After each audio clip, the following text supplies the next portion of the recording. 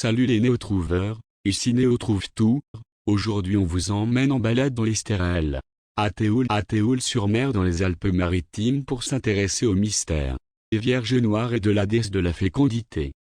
Tout droit sortis des entrailles de la Terre, les Stérel est né il y a 250 millions d'années. D'abord rattaché à l'Afrique, ce morceau de terre saine sépare lors de la formation de la Méditerranée. Le nom du massif Estérel vient de la légende moyenâgeuse de la fée Estérel. C'est une fée locale à qui les gens venaient faire des offrandes afin d'obtenir la fécondité, ou encore pour la remercier de leur faire avoir un enfant. Les femmes enceintes recouraient également au service d'Estérel, afin que la grossesse se passe le mieux possible. Certains font d'Estérel une magicienne humaine ou une sorcière. Dans ce cas il semblerait qu'Estérel donnait des potions de fécondité à qui venait la voir. Pour Frédéric Mistral, la fée Estérel était coiffée d'orties et son palais se situerait dans une des grottes de l'Estérel. On raconte que jadis les Grecs auraient construit dans l'Estérel un temple dédié à Diane ou Artémis, la déesse de la fécondité, Diane qui pratique l'amour sans retenue et allait les humains et la terre. Dans les environs de Théoul, on trouve justement plusieurs statues d'inspiration moderne, de type déesse mère ou déesse de la fécondité. À l'époque du néolithique, on retrouve une multitude de petites statuettes en l'honneur de la femme au ventre rond et au sein bombé, célébrant le mystère de la naissance.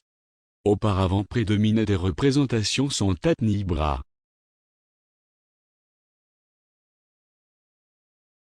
L'une de ces représentations se situe sur le chemin en allant vers la pointe de l'Aiguille à Théoul. L'autre sur le bord de la route entre Mandelieu et Théoul.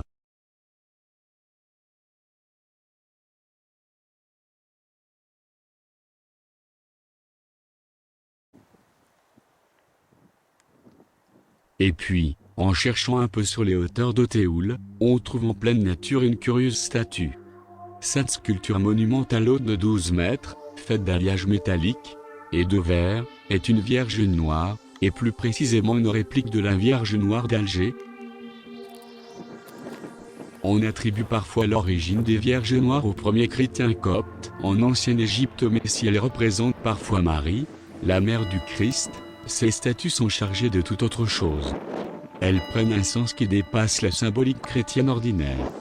Il faut savoir que dans l'Antiquité on appelait vierges les anciennes prêtresses de la lune.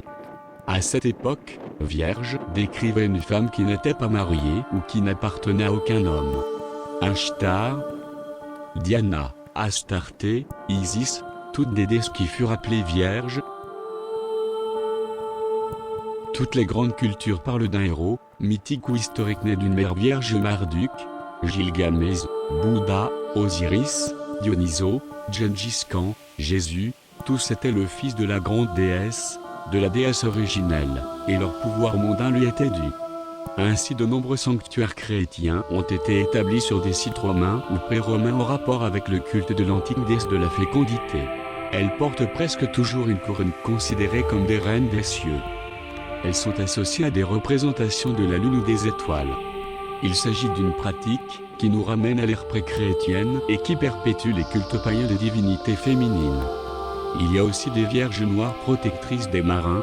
Dans ce cas, le sanctuaire est placé en haut d'une montagne pour être visible depuis la mer.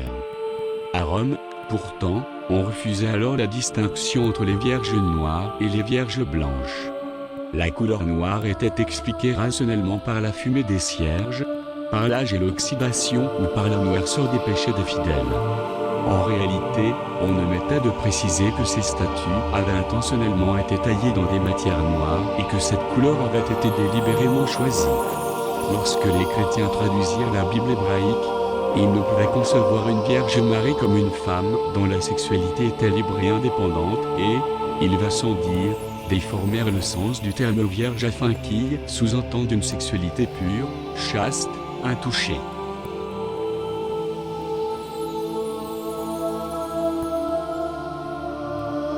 Lorsque les Hébreux l'utilisaient dans la langue araméenne, ils sous-entendaient jeune fille et le terme était dénudé de connotations liées à la chasteté. D'ailleurs, parmi ces vierges, ces femmes qui ne se marient pas, sont choisies les prostituées sacrées, celles qui ont la garde du temple, qui célèbrent le culte divin. Et il faut se rendre à l'évidence que ces Vierges Noires nous mettent en présence de cultes qui dépassent les dogmes chrétiens sur la virginité de la Mère de Dieu.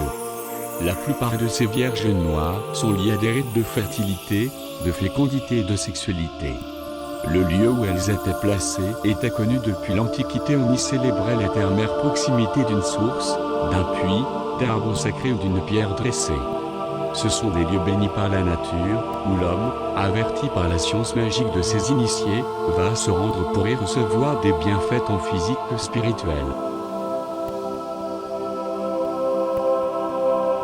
L'histoire des Vierges Noires pourrait avoir une origine beaucoup plus ancienne même que l'histoire de notre humanité.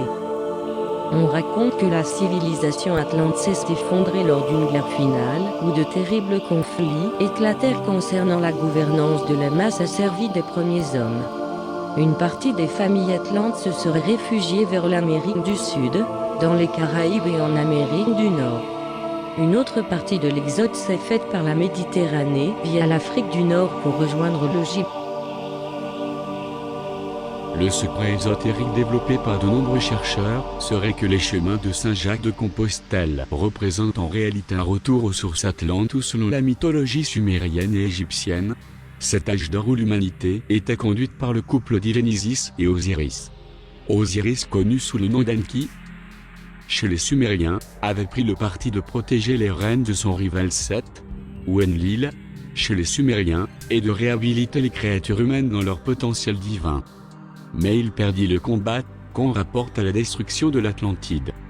Les divines mères, symboles de la fécondité réelle opposée à la reproduction, par hybridation ou clonage, durent se cacher définitivement sous terre et devinrent les fameuses Vierges Noires.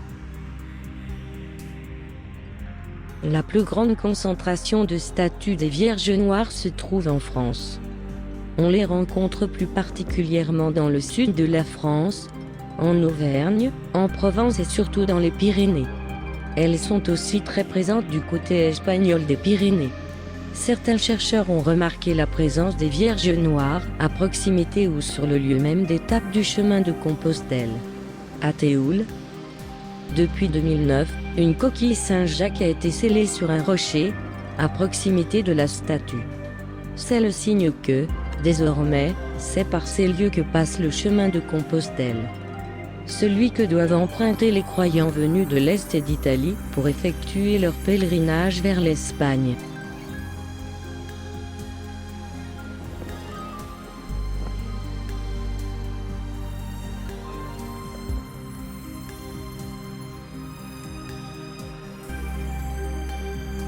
En conclusion, la Vierge de Théoul-sur-Mer n'est-elle que simple mémorial ou faut-il y voir au-delà, la représentation d'une authentique Vierge Noire?